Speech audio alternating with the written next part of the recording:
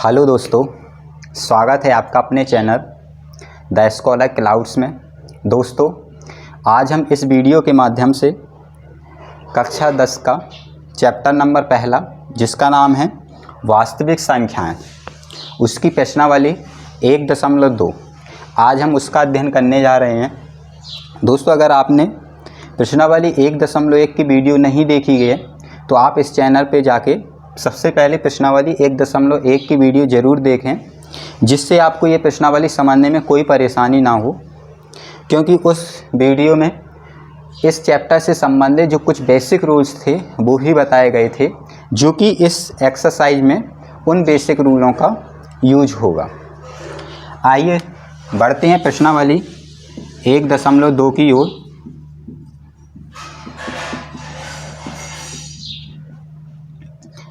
आपके पास में बुक होगी तो आप बुक ज़रूर खोलें, आप सवाल बुक से पढ़ें और इन सवालों का जो हल है वो यहाँ पे ज़रूर देखें।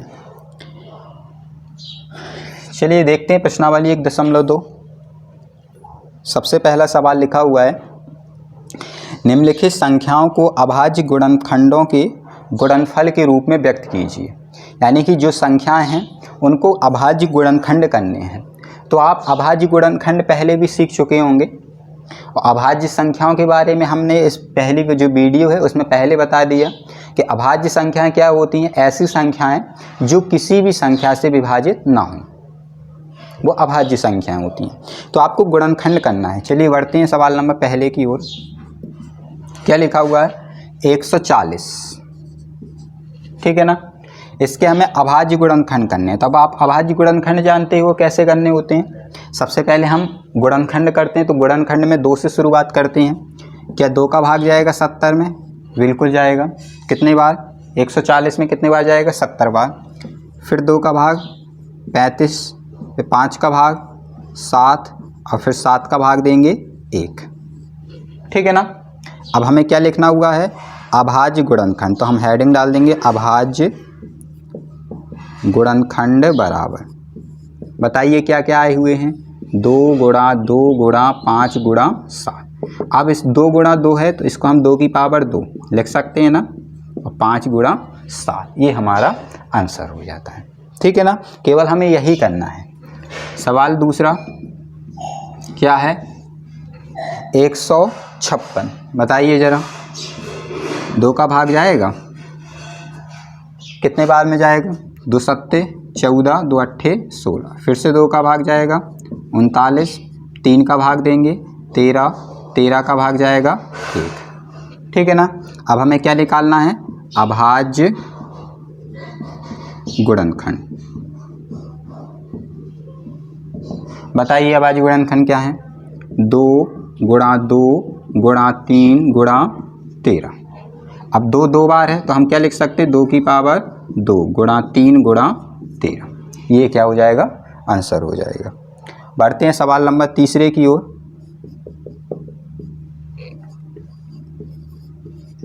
क्या लिखा हुआ है? 3825 करेंगे गुणनखंड। तो सबसे पहले किसका भाग देंगे? 2 का। तो क्या इसमें 2 का भाग जाएगा? तो 2 का भाग देने का रूल भी होता है कि इकाई के अंक में अगर 2 का भाग जाए तो वो संख्या 2 से विभाजित होती है। तो हम देखते हैं 5, तो क्या 5 2 से विभाजित है? नहीं होता है। तो इसका मतलब होगा इसमें 2 का भाग नहीं जाएगा। फिर 2 से आगे होता है 3, 3 से देखेंगे तो 3 से भी रूल होता है कि पहले जो भी संख्याएं दी गई हैं इनको जोड़ के देख लेते हैं। तो 3 से देखते हैं जोड़ के, 3 और 8 11, 11 और 2 13, 13 और 5 18।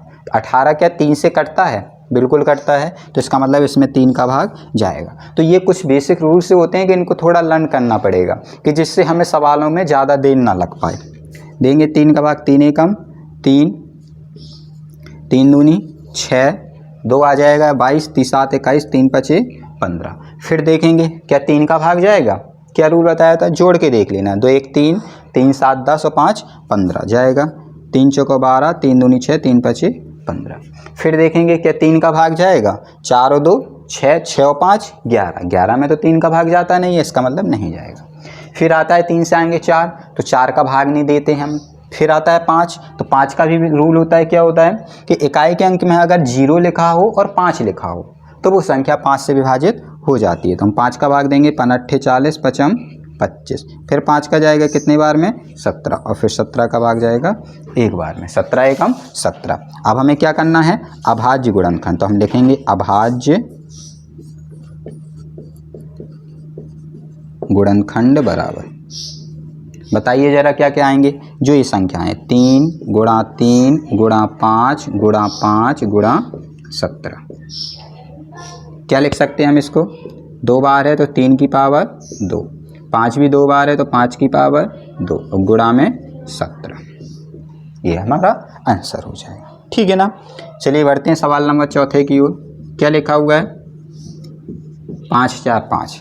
बताइए जरा 2 का भाग जाएगा, सही नहीं जाएगा क्योंकि इकाई के अंक में नहीं जाता है। 3 का क्या बताया था, जोड़ के 5 5 10, क्या 10 3 से विभाजित होता है, नहीं होता है। 4 का भाग देते नहीं है, 5 का भाग बिल्कुल सही जाएगा, क्यों, क्योंकि इकाई के अंक में क्या लिखा हुआ है 5 है, और 5 5 से कट जाता है, कितने बार जाएगा 1000। अब बताइए जरा 5 का भाग जाएगा, नहीं जाएगा। अब आता है 6, तो 6 का भी हम भाग नहीं देते हैं। फिर होता है 7, तो देखिए 7 का भी रूल होता है, लेकिन 7 का रूल जो होता है थोड़ा सा कठिन सा होता है, तो उसको हम भाग दे के ही सॉल्व करके देख लेते हैं। 7 के लिए क्या है, देखते हैं भाग, 7 एकम 7, 3 बचेगा 30 हो जाएगा, 7 चौको 28, 2 बचेगा 21 हो जाएगा, 7 तिया 21 कट जाएगा ना, तो इसका मतलब 7 का भाग चला जाएगा। 7 एकम 7, 3 बचेगा 30, 7 चौको 28, 7 तिया 21, ठीक है ना। अब बताइए जरा 7 का भाग नहीं जाने वाला, 8 का देते नहीं है। फिर आता है 9, तो 9 को भी हम जोड़ के देख लेते हैं, 9 1 10 3 13। वैसे तो 9 का भाग देते भी नहीं हम, लेकिन 9 का भी रूल होता है कि 9 को अगर हमें विभाजित करना देखना हो तो 9 में हम जोड़ के देख लेते हैं, ठीक है ना। फिर 10 का भाग भी नहीं दिया जाता। और फिर 11, तो 11 से देखते हैं, 11 का भाग चला जाएगा, 11 एकम 11, 3 बचेगा 11 तिया 33, और फिर किसका जाएगा 13 का, ठीक है ना। अब हमें क्या लिखना है, अभाज्य गुणनखंड बराबर, बताइए जरा क्या क्या आए आपके, 5 गुणा 7 गुणा 11 गुणा 13। अब इसमें कोई संख्या 2 बार तो है नहीं कि जिससे हम घात लिख सकें, नहीं लिख पाएंगे ना, तो ये हमारा आंसर हो जाएगा, ठीक है ना। इसी के साथ में पहले नंबर का जो 5वां नंबर है, चलिए देखते हैं उस सवाल को।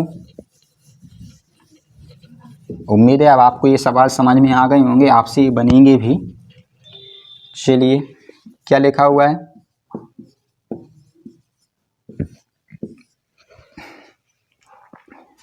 7429। बताइए 2 का भाग नहीं जाएगा, 3 का जोड़ के देख लो, 7 4 11, 11 2 13, 13 9 22, नहीं जाएगा।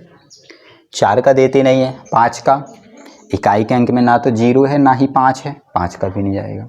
6 का देते नहीं है, 7 का भाग दे के देख लेते हैं, 7 एकम 7, तो 7 6 42, 7 एकम 7, नहीं जाने वाला। 8 का देते नहीं है, 9 का भी नहीं देते हैं, 10 का भी नहीं देते हैं। 11 का देखते हैं, 11 पचे 55, 11 6 66, कितना बचेगा 8 बचेगा 82, 11 7 77, 5 बचेगा 59, 11 पचे 55, नहीं जाने वाला। 12 का नहीं देंगे। 13 का देखते हैं, 13 चौको 52, 13 पना 65, 65 कितना बचेगा 9, 92, 13 7 91, 1 19, 13 एकम 13, इसका मतलब 13 का भी नहीं जाने वाला। चलिए बढ़ते हैं आगे। 14 नहीं देते हैं, 15 नहीं देते हैं, 16 का भाग ही नहीं दिया जाता है। फिर 17, चलिए बताइए 17 का भाग, 17 चौको 14, 16 का भी नहीं देते हैं। 17 का चेक कर लेते हैं, 17 दूनी 34, 17 दिन क्या में 17 चौको 68, ठीक है ना। कितना बचेगा 6, हो जाएगा कितना 62, 17 ती 51, बचेगा कितना 11, हो जाएगा 17 7 100, बिल्कुल कट जाएगा। 17 से देते हैं, 17 दूनी 34, 17 ती 51, 17 चौको 68, 6 आएगा कितना हो जाएगा 62, 17 ती 51, बचेगा 11, 17 7 119, ठीक है ना।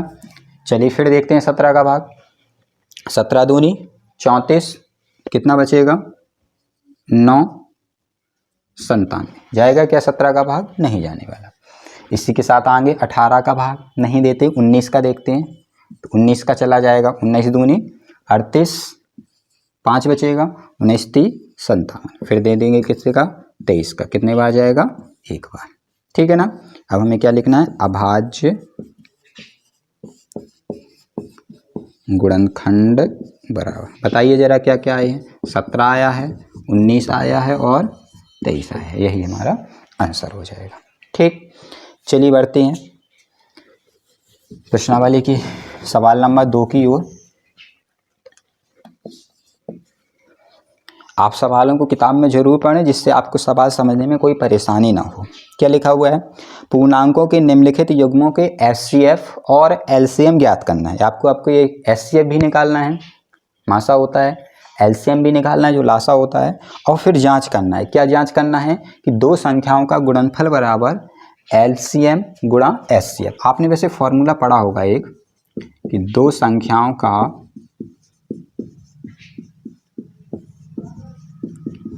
गुणनफल बराबर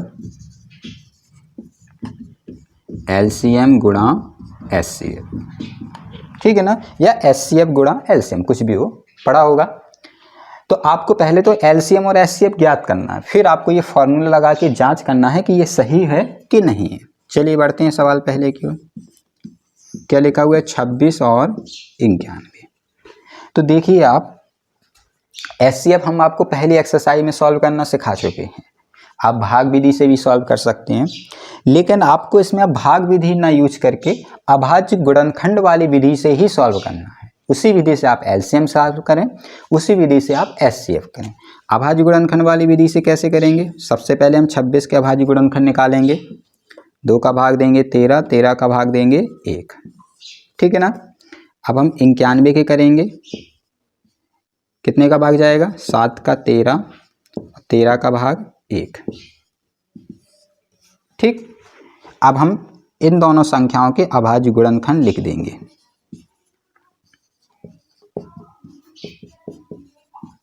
लिख दिया ना। अब हमें क्या निकालना है? एलसीएम भी निकालना है और एचसीएफ भी निकालना है। चलिए पहले हम एचसीएफ निकाल लेते हैं। क्या होता है एचसीएफ? जो दोनों में मिल रहा होगा। Very good. क्या मिल रहा है? 13।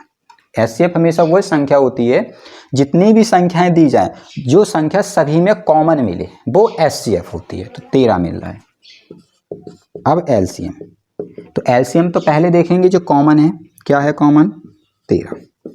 अब जो संख्या कॉमन नहीं भी मिल रही है वो भी हम लिखते चले जाएंगे। जैसे पहले में 2 है और फिर 7 है, ठीक ना।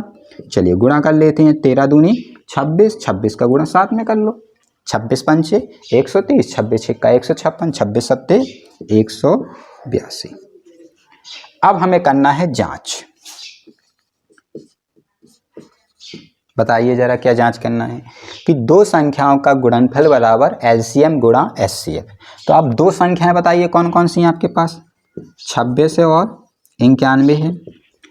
फिर क्या होता है? एलसीएम, या पहले एचसीएफ भी हो सकता है। तो एचसीएफ कितना है? 13, एलसीएम कितना है? 182, ठीक है ना।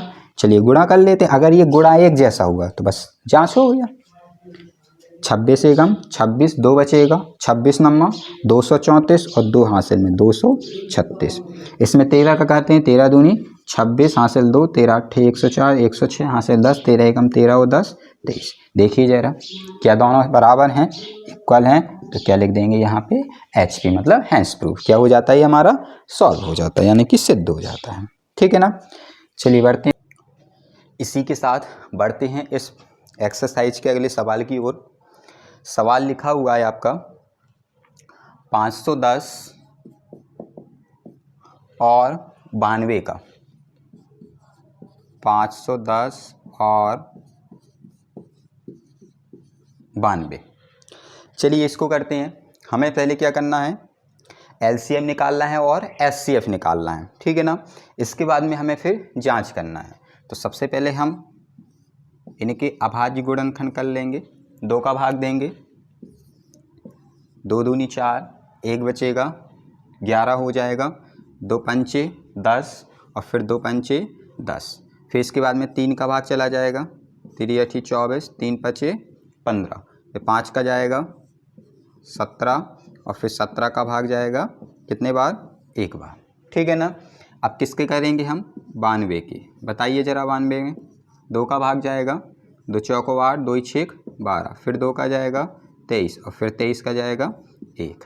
तो इसमें बताया था 1 का और कर लिया करेंगे, क्योंकि एचसीएफ अगर हमें निकालना है तो कभी कभी क्या होता है एचसीएफ कोई भी संख्या नहीं आ पाती है, तो हम फिर 1 को कॉमन लिख लेते हैं। ठीक है ना।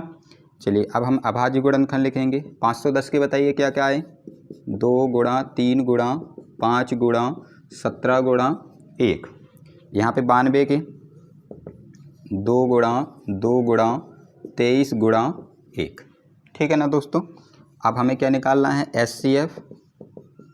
बताइए ज़रा एचसीएफ। अब आपको समझ में आ चुके होंगे एचसीएफ वो संख्या होती है जो कॉमन हो, तो सब में कॉमन पहले तो 2 है, इसके साथ में और नहीं है तो फिर 1 है, गुणा कर लेंगे 2 एकम 2। फिर क्या निकालना हमें? एलसीएम। बताइए एलसीएम। पहले तो जो कॉमन है वो बताया था, तो 2 1। अब जो संख्या कॉमन में नहीं है वो भी लिखते चले जाएंगे। जैसे पहले में हम देखते 3 5 और 70। फिर दूसरे वाले में 2 लिख चुका है, फिर से 2 है लिख देंगे, 23 है लिख देंगे, 1 है लिख चुका है। अब इनका करना है हमें गुणा। चलिए करते हैं। द्वितीय 6, 6 का पहाड़ा 3 में, वो 6, 6 का पहाड़ा 5 में, 6 पंचे 30, 30 का गुणा करेंगे 17 में, तो 17 का पहाड़ा 3 में पढ़ लेंगे, 17 3 51। 510, 510 का गुणा करेंगे 2 में, तो 510 का गुणा 2 में करेंगे, 510 गुणा 2, 0 2 एकम 2, 5 दूनी 10, 10 20। फिर करना है 23 का गुणा, तो 23 का कर देंगे, 0 23 दूनी 46 और 23 एकम 23, कितना आ जाएगा? 23 460। ठीक है ना। अब हमें क्या करनी है? जांच। अब आपको जांच के लिए फॉर्मूला अभी आपको बता चुके। क्या जांच फॉर्मूला है? कि दो संख्याओं का गुणनफल बराबर एचसीएफ गुणा एलसीएम। बताइए ज़रा दो संख्याएं कौन कौन सी है आपकी? 510 गुणा 92। यहाँ पे पहले आप फॉर्मूला जरूर लिखिएगा, फिर इसको सॉल्व कीजिएगा।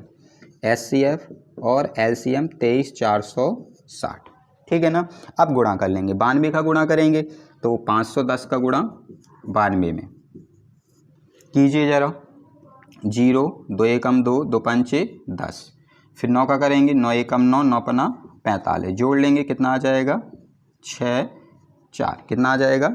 46 920। यहाँ पे 2 का गुणा 0, 2 6 12, 2 चौको 8 1 9, 23 दूनी 46। देखिए ज़रा क्या ये दोनों इक्वल हैं? हैं। तो हमारा हैंस प्रूफ यानी कि सॉल्व हो जाता है, सिद्ध हो जाता है। ठीक है ना दोस्तों। इसी के साथ बढ़ते हैं अगले सवाल की ओर। तीसरा नंबर है, क्या है? 336 और 54। अब हमें किसका ज्ञात करना है? 336 का और 54 का। चलिए बताइए। सबसे पहले हम 336 के अभाज्य गुणनखंड निकालेंगे और फिर किसका निकालेंगे? 54 का। ठीक है ना। किसका भाग जाएगा? 2 का। रूल आपको हम पहले भी बता चुके हैं आपको। 2 एकम 2, 1 बचेगा 13, 2 6 12, 2 अट्ठे 16, फिर 2 अट्ठे 16, 2 चौको 8, फिर 42, 2 का भाग 21, फिर 3 का भाग देंगे 7, फिर 7 का भाग 1 और फिर 1 का भाग और दे देंगे तो कितना आ जाएगा? 1। ठीक है ना। 54 के बताइए। 2 का भाग 27, 3 का भाग 9, 3 से 3, 3 से 1 और 1 का और कर लेंगे तो कितना आ जाएगा? 1 आ जाएगा। ठीक। अब क्या करना है हमें? अभाज्य गुणनखंड लिखने हैं। बताइए 636 के क्या क्या है? 2 गुणा 2 गुणा 2 गुणा 2 गुणा 3 गुणा 7 गुणा 1। इसी के साथ में फिर 54 के 2 गुणा 3 गुणा 3 गुणा 3 गुणा 1। क्या निकालना है हमें? सबसे पहले एचसीएफ। एचसीएफ में जो संख्या कॉमन मिलेगी हमें, तो हमें 2 मिल रहा है, फिर एक देखिए 3 मिल जाएगा और 1 मिल जाएगा, कितना आ जाएगा? 6। फिर क्या निकालना हमें? एलसीएम। एलसीएम क्या बताया था? जो पहले कॉमन मिलेगा, तो कॉमन 2 है, 3 और 1। अब जो संख्या कॉमन नहीं भी है वो भी संख्या हम लिखते चले जाएंगे। देखते हैं 2 नहीं है, फिर 2 है, फिर एक बार 2 है और फिर 7 है। नीचे में देखते हैं 2 में लिख चुका है कॉमन, 3 लिख चुके हैं, फिर से 2 है और फिर एक बार 3 है। ठीक है ना। चलिए गुणा कर लेते हैं। 3 दूनी 6, 6 दूनी 12, 12 दूनी 24, 24 दूनी 48, 48 का गुणा कितने में करेंगे? 7 में। 48 गुणा 7, 7 8 56, हासिल 5, 7 चौको 28, 28 और 5 33। फिर किसका गुणा? 3 का, 3 छंग 18, 3 त्रिका 9, 1 10, 3 त्रिका 9 और 1 10, और फिर एक 3 का और करेंगे, 3 8 24, 3 धम 30, कितना आ जाएगा? 30 24। ठीक है ना। अब क्या करना है? हमें जांच करनी है। बताइए ज़रा फॉर्मूला, याद ही हो चुका होगा वैसे ही फॉर्मूला क्या है कि दो संख्याओं का गुणनफल बराबर HCF गुणा LCM। बताइए दो संख्याएं 336 गुणा 54 बराबर LCM कितना है? 6, और मतलब HCF कितना है? 6, और LCM कितना है? 30 24। ठीक है ना। चलिए कीजिए गुणा 336 का 54 में, 336 गुणा 54, 6 चौको 24, हासिल 2, 4 × 12, 13 14, हासिल 1, 4 × 12 और 1 13। किसका गुणा करेंगे? 5 का, 5 6 का 30, हासिल 3, 5 3 15 और 3 18, हासिल 1, 5 3 15 और 1 16, जोड़ेंगे 8 3 11, हासिल 1, 6 1 7 और 1 8 और 1, कितना आ जाएगा? 181 44। यहाँ पे किसका गुणा? 6 का, कीजिए 6 चौको 24, हासिल 2, 6 दूनी 12 और 2 14, हासिल 1 आ जाएगी, तो ये आ जाएगा 6 3 18। देखिए ज़रा, हो गया आज पे। ठीक है ना। इसी के साथ ये नंबर कंप्लीट होता है। अब बढ़ते हम अगले नंबर की ओर, जो कि तीसरा नंबर है।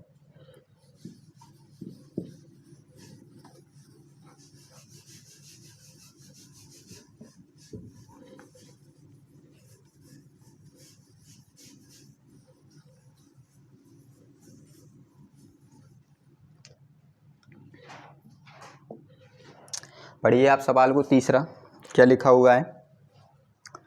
अभाज्य गुणनखंड विधि द्वारा निम्नलिखित पूर्णांकों के HCF और LCM ज्ञात करना है।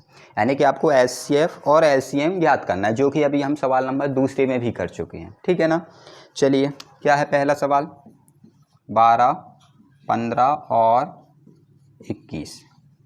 अब उम्मीद है आपसे ये सवाल ज़रूर बनेंगे। सबसे पहले हम किसके LCM लेंगे?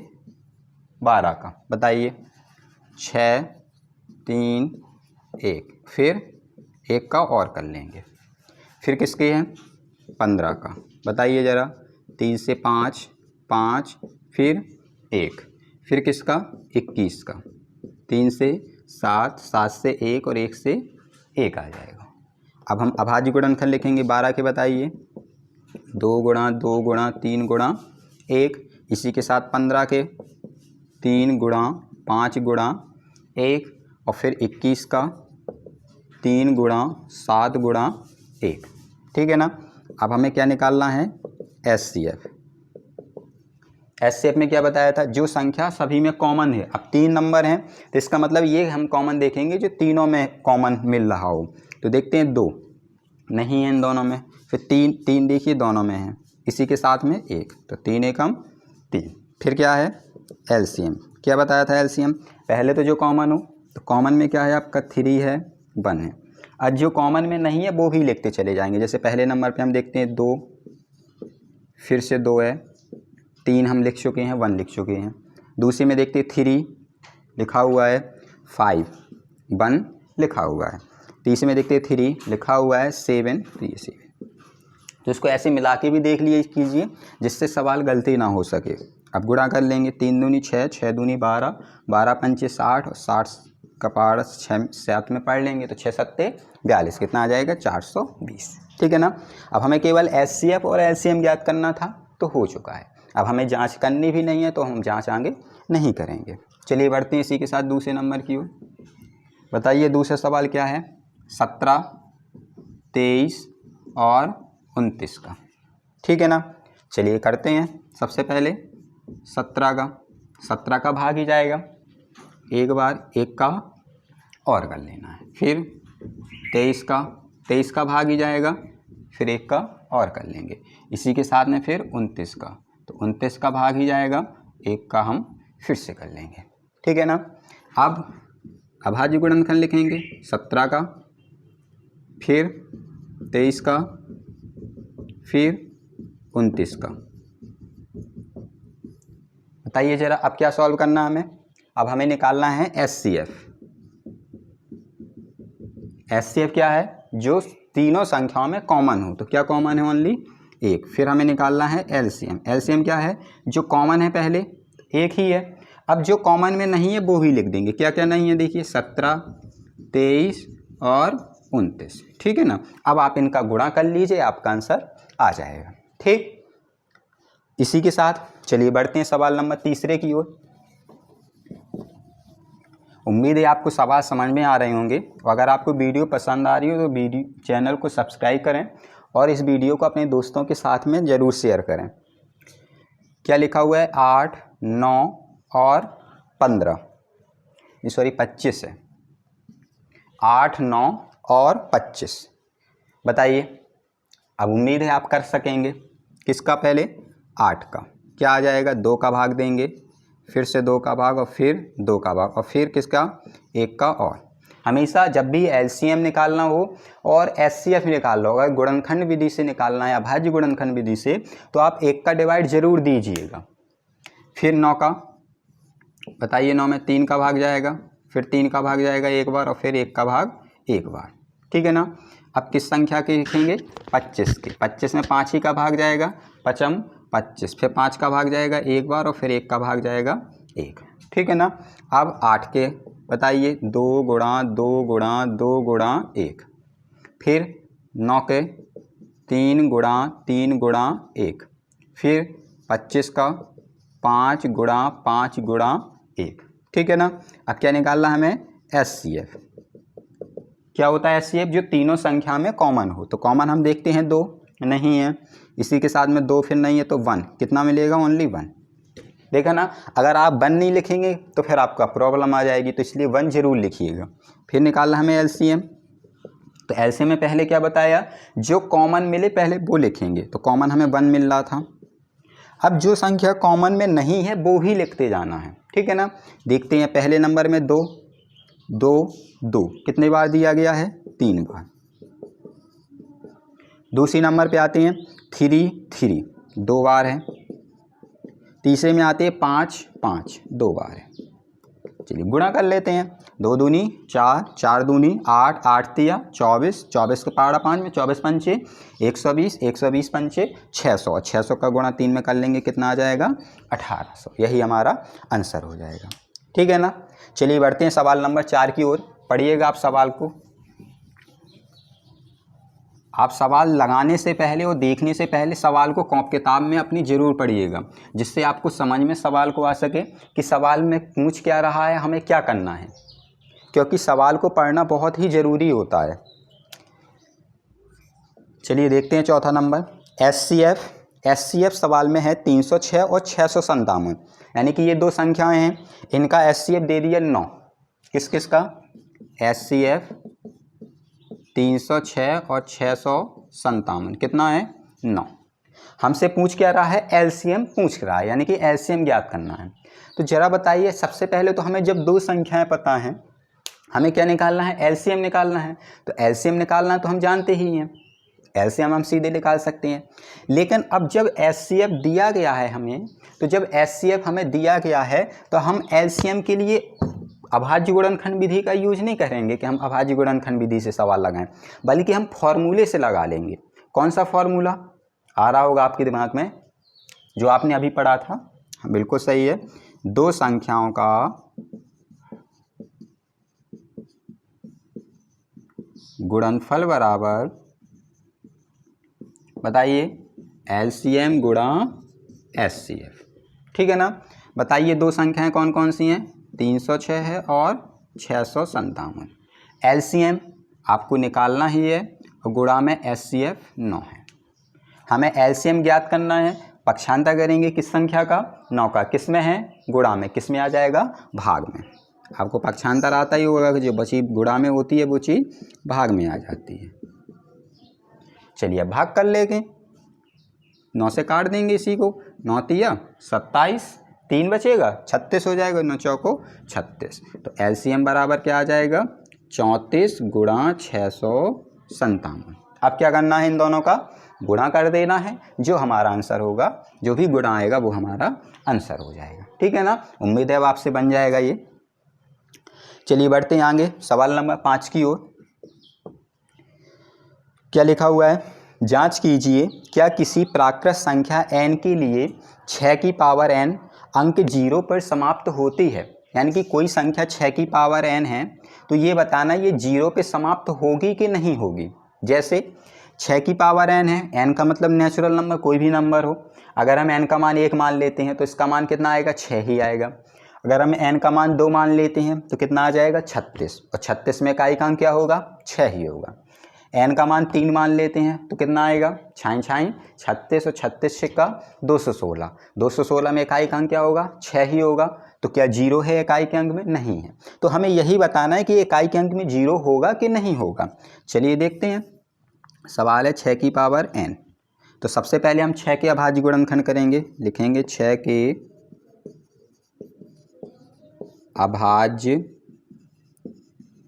गुणनखंड बराबर, बताइए 6 के अभाज्य गुणनखंड क्या आएंगे, 2 गुणा 3। ठीक है ना, 6 को क्या लिखेंगे हम, 2 गुणा 3, घात कितनी लगी हुई है, n, कितना आ जाएगा, 2 की पावर n और 3 की पावर n। अब हम देखते हैं क्या हमें संख्या में जो भी अभाज्य गुणनखंड है, तो क्या अभाज्य गुणनखंड में क्या कोई भी संख्या 5 है। तो हम देखते हैं नहीं है, क्योंकि जब ही 0 आता है इकाई के अंक में, जब अभाज्य गुणनखंड करने में हमारी कोई ना कोई संख्या 5 आए। जब 5 आएगा तो उसका हम वर्ग करेंगे या घन करेंगे अभाज्य गुणनखंड में, या गुणा करेंगे। जैसे 5 आता तो हम 5 का गुणा 2 में करते तो 10 आ जाता, तो 0 आ जाता। ठीक है ना, तभी हमें 0 मिल सकता है। तो हम देखते हैं हमारे अभाज्य गुणनखंड में 5 नहीं है। अब हम लिख देंगे, चूँकि संख्या 6 के अभाज्य गुणनखंड 2 तथा 3 हैं, अतः अब सवाल में क्या लिखा हुआ है, संख्या 6 की पावर n अंक 0 पर समाप्त नहीं होगी। ठीक है ना, आपको केवल इतना ही करना है और ज़्यादा कुछ नहीं करना है। ठीक है ना, समझ में आ गया होगा। हमेशा अंक 0 पे समाप्त जब होगी, जब उसके अभाज्य गुणनखंड करने पे आपके पास में कितना आ जाता है, 5 आ जाता है। ठीक, चलिए बढ़ते हैं आगे सवाल की ओर।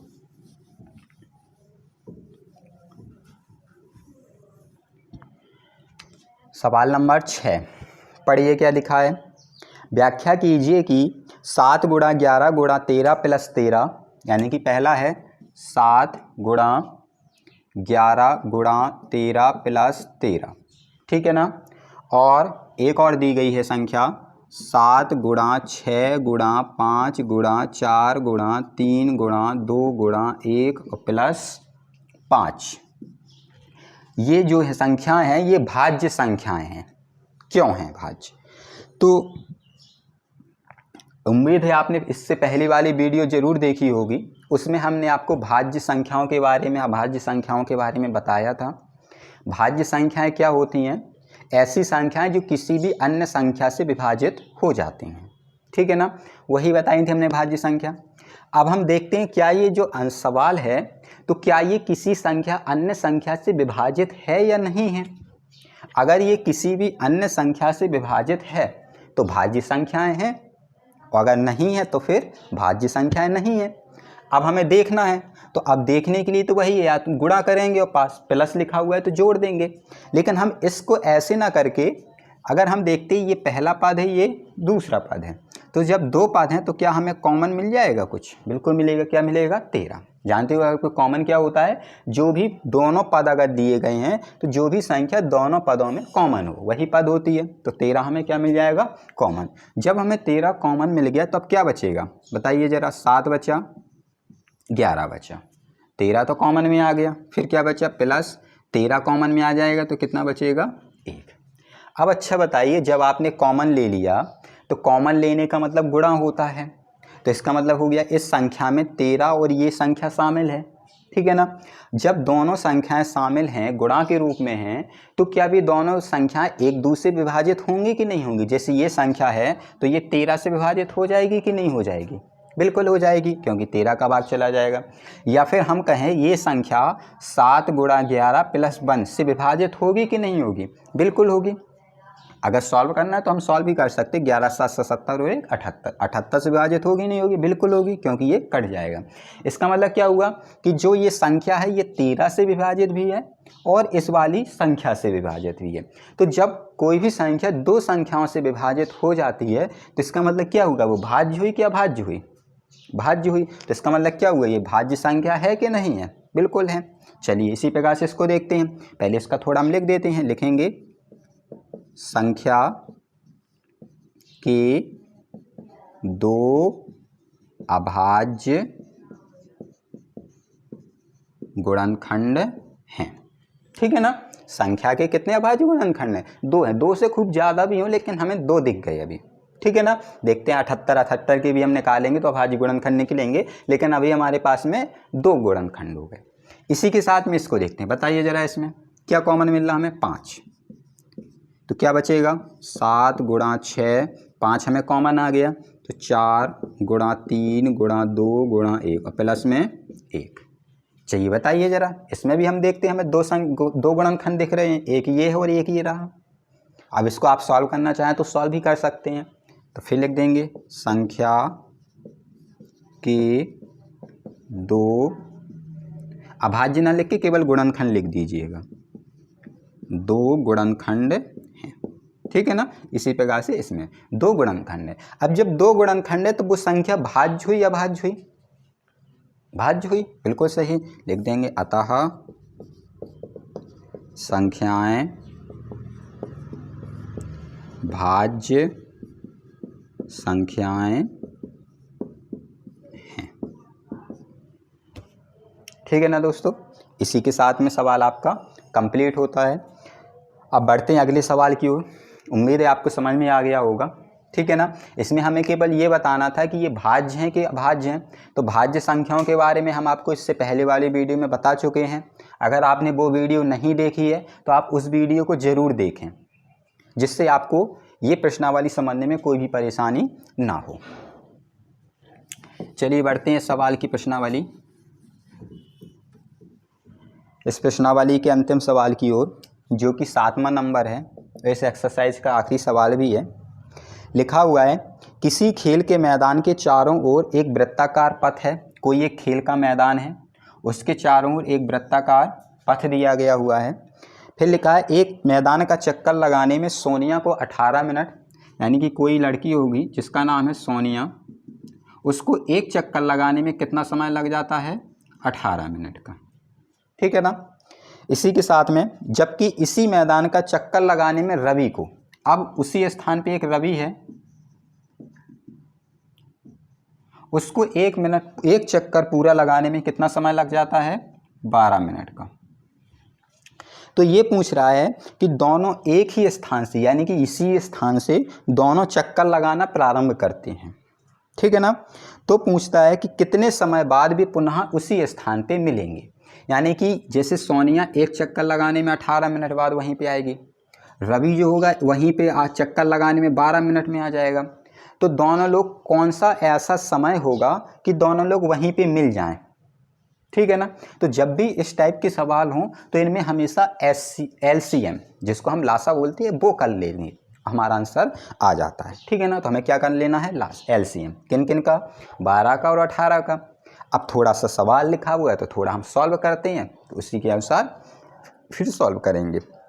चलिए बताइए पहले क्या है, सोनिया को 18 मिनट का समय लिखता है, तो थोड़ा लिख देते हैं हम। सोनिया को एक चक्कर लगाने में लगा समय कितना, 18 मिनट, ठीक है ना। फिर रवि को एक चक्कर लगाने में लगा समय कितना लगता है 12 मिनट। ठीक, अब पूछता है कि कितने समय बाद वो फिर से मिलेंगे, तो लिखेंगे क्या करना है हमें, पहले दोनों का लासा निकालना है। तो हम लिखेंगे 18 और 12 का LCM। LCM आपको अभाज्य गुणनखंड विधि से ही करना है, उम्मीद है आपसे बन जाएंगे। अब फिर 12 का करेंगे,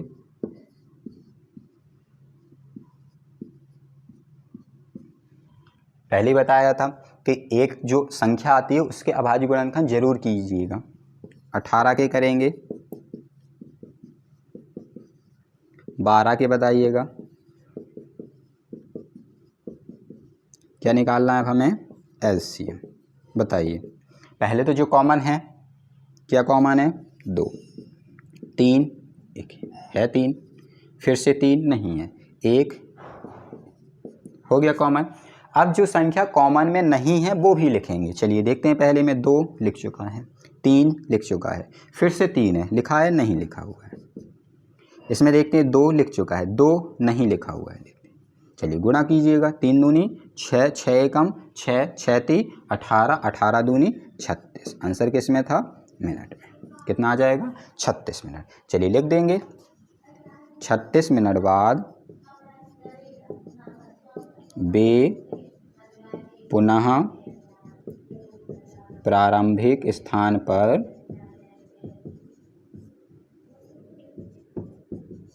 मिलेंगे। ठीक है ना दोस्तों, इसी के साथ आपकी एक्सरसाइज कंप्लीट होती है।